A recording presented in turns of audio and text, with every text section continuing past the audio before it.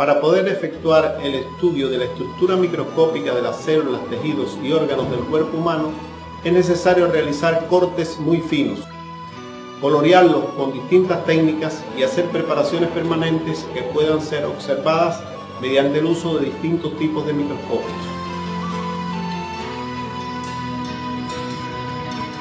Entre los múltiples métodos de estudio empleados en histología, el de uso más común es el método de la inclusión en parafina y la coloración con hematoxilina y eosina. Este método consta de los siguientes pasos. Toma de la muestra. Las muestras deben ser lo más frescas posible, de biopsias, de piezas quirúrgicas y de necropsias. En muchos casos es necesario tomarlas de animales anestesiados.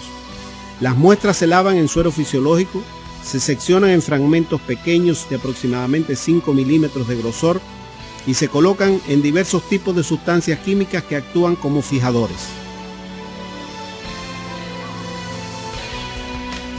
Entre los fijadores más empleados se encuentran el formaldehído al 4% o formol al 12%, el ácido acético, el alcohol, el ácido pícrico, etc. Muchas veces estos se emplean en forma de mezclas acuosas o alcohólicas. Dependiendo de las características del fijador, del tamaño y del tipo de tejidos de las muestras, la fijación puede requerir desde algunas horas hasta varios días. Con la fijación se logra conservar las características estructurales de las células, los tejidos y los órganos, se evitan los cambios post-mortem y la putrefacción bacteriana, además de aumentar la dureza de los tejidos, lo que facilita su posterior seccionamiento. Los restos del fijador deben ser eliminados mediante el lavado en agua corriente o en alcohol durante varias horas.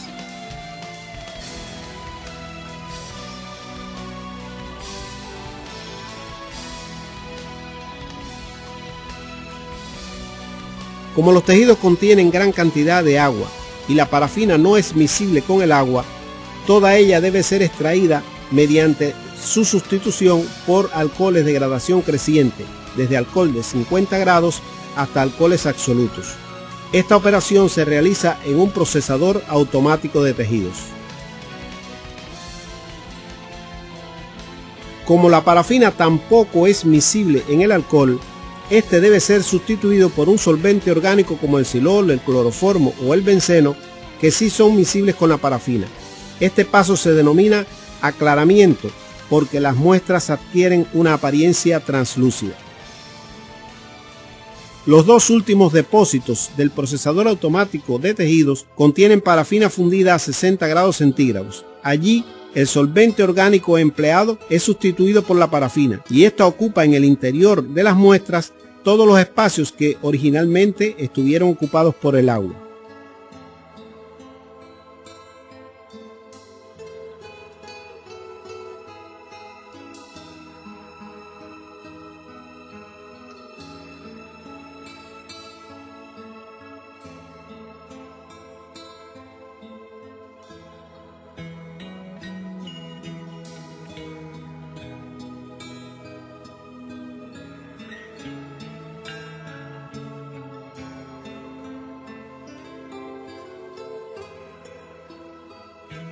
Por último, las muestras se extraen del procesador automático y se colocan en una estufa de 60 grados.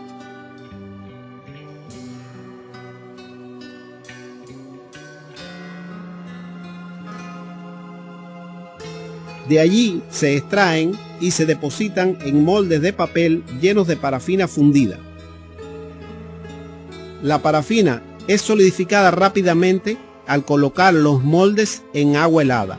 Esto evita la cristalización de la parafina, fenómeno que dificultaría la realización del corte. Los bloques se guardan en un refrigerador hasta el momento del corte.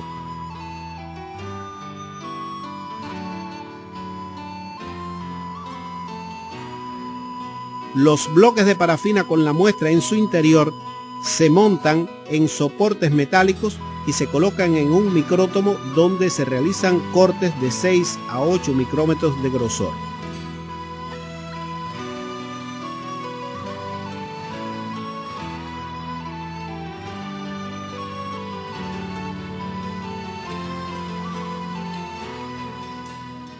Los cortes se toman con un pincel y se depositan en un baño histológico con agua a 52 grados centígrados para que se extiendan. Los cortes se recogen sobre una lámina portaobjeto a la que previamente se le ha untado una fina capa de gelatina o albúmina de huevo que al secar en una estufa de 40 grados centígrados pegará fuertemente el corte al portaobjeto.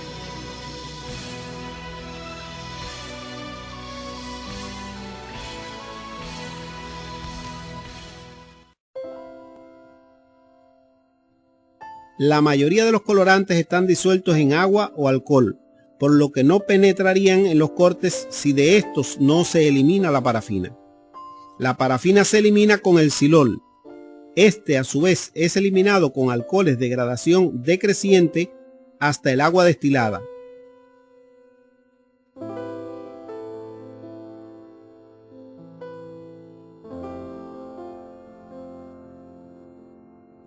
Así, el corte está listo para ser coloreado. Primero se colorean con hematoxilina, colorante básico de color azul, durante 10 minutos.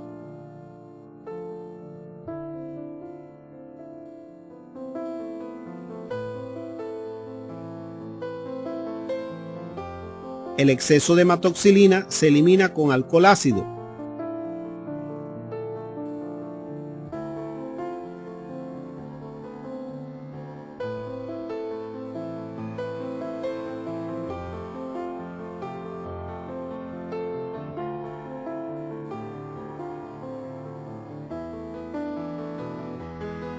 Y el viraje del pH se efectúa en agua corriente durante 5 minutos para que la hematoxilina recupere su color azul. A continuación se colorea con eosina, colorante ácido de color rojo, durante 2 minutos.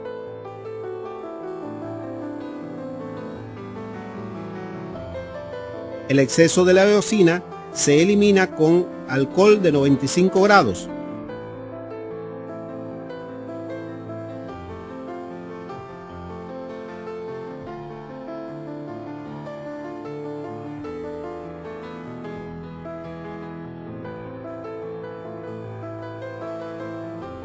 Y a continuación los cortes se deshidratan en alcohol absoluto.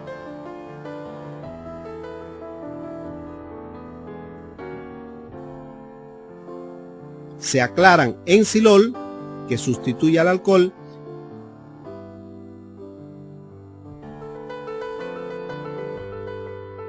y por último los cortes se cubren con una fina lámina de vidrio, el cubreobjeto, adherido al portaobjeto con resina sintética o bálsamo de Canadá.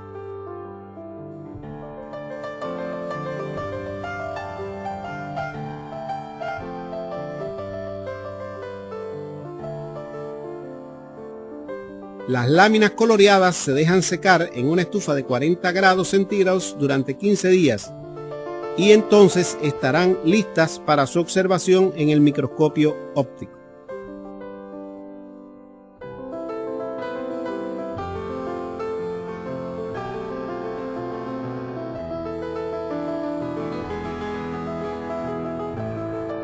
Otros métodos empleados en los estudios histológicos son la autorradiografía, los cultivos de células y tejidos, las coloraciones vitales y supravitales, el fraccionamiento celular, los métodos histoquímicos y los métodos inmunohistoquímicos.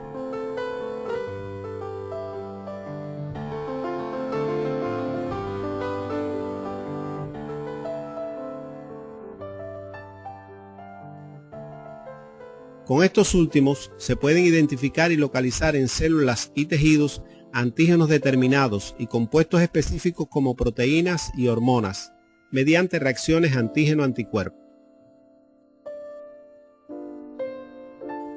Hoy en día, estas técnicas son tan ampliamente usadas que las podemos considerar como una técnica más de tinción especial.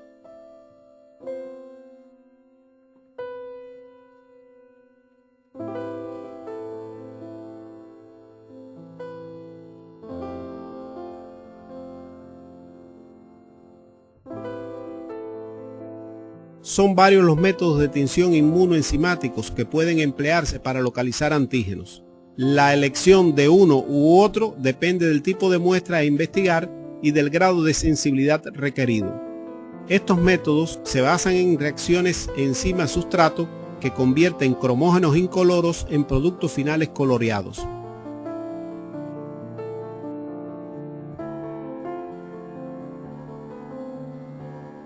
En la actualidad, con la tecnología de los anticuerpos monoclonales, se han generado anticuerpos con gran especificidad y sensibilidad, de gran utilidad en la biología experimental y en el diagnóstico anatomopatológico.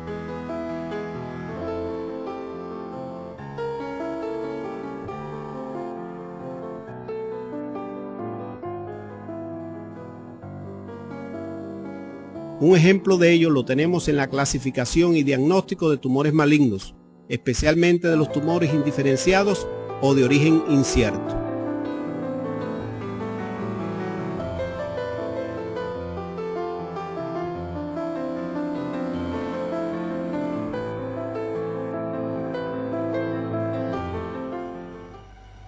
Este es el microscopio óptico de campo brillante. En el microscopio óptico de campo brillante podemos distinguir tres partes: una parte mecánica, un sistema de iluminación y la parte óptica. La parte mecánica consta de una base o pie, de un cuerpo, de los tubos o torre, de un dispositivo porta objetivos, del sistema de enfoque, que consta a su vez de un tornillo macrométrico que produce grandes desplazamientos de la platina, y un tornillo micrométrico que produce un desplazamiento no perceptible a simple vista. La platina, que es donde se colocan las preparaciones histológicas, y ella tiene un dispositivo para enfoque también del condensador en la parte mecánica. La parte óptica consta de una lámpara que está en el interior de la base y un diafragma de campo, y por encima se encuentra el condensador. En el dispositivo este del condensador, que se conoce como dispositivo de subplatina, se encuentra un diafragma iris que permite cerrar o abrir la abertura, los tornillos centrados del condensador, y un dispositivo para poner filtros de colores. La parte óptica consta de los objetivos. Tenemos un objetivo de menor aumento o de 4 por, un objetivo de pequeño aumento 10 por, un objetivo que llamamos de mayor aumento de 40 aumentos, el objetivo de 100 por, objetivo de inmersión en aceite, que es el que mayor poder de aumento tiene en este microscopio, y de los oculares.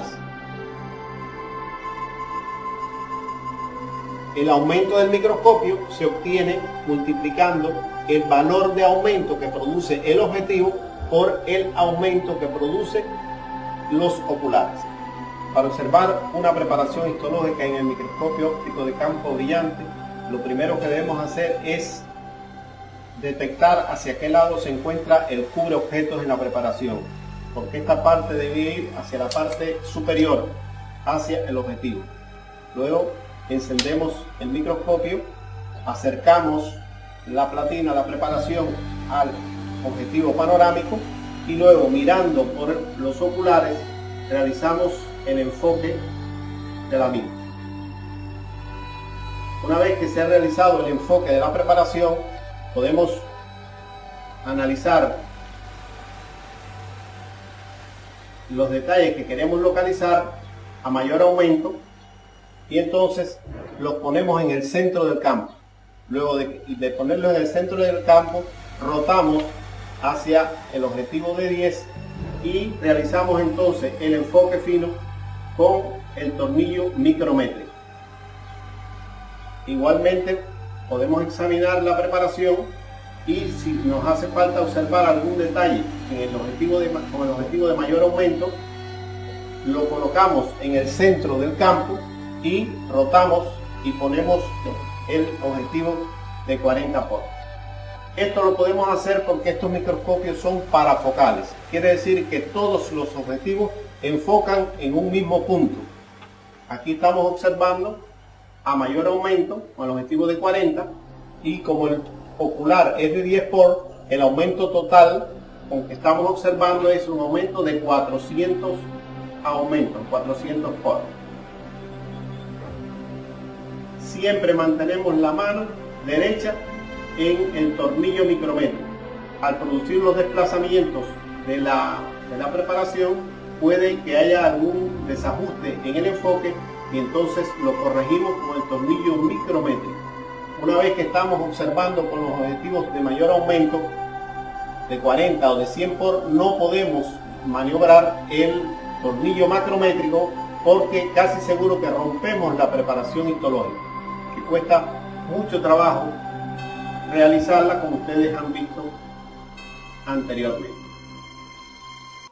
Además del microscopio óptico de campo brillante, existen otros tipos especiales como los microscopios de campo oscuro y de contraste de fase, que permiten observar células vivas y tejidos sin necesidad de colorearlos.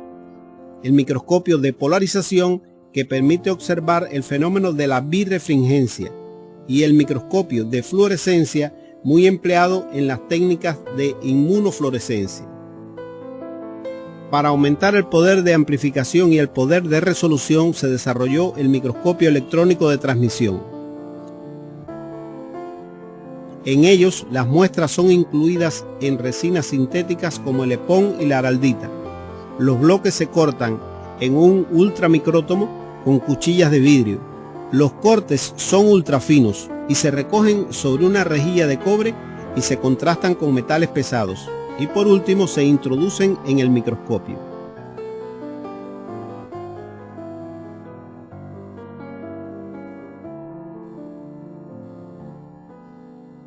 El haz de electrones se proyecta sobre la muestra y origina una imagen en una pantalla fluorescente que puede ser observada directamente o proyectarse sobre una película fotográfica. El poder de amplificación del microscopio electrónico puede alcanzar más de 100.000 diámetros y el poder de resolución es del orden de 2 nanómetros. El microscopio electrónico de barrido permite obtener imágenes de la superficie de muestras. En la clase de hoy hemos dado una visión general de los métodos y técnicas más empleados en los estudios histológicos. Ustedes deben profundizar en el conocimiento de los mismos mediante el estudio independiente en su libro de texto. A todo lo largo de la asignatura Histología 1 y en las asignaturas Histología 2 y 3 en los próximos semestres, ustedes comprobarán la importancia de conocer estos métodos para comprender la estructura microscópica normal del organismo humano y los cambios que producen diferentes enfermedades. Estos conocimientos les servirán a ustedes como médicos generales integrales básicos para prevenir y tratar estas enfermedades en los miembros de la comunidad del área de salud que les corresponda atender.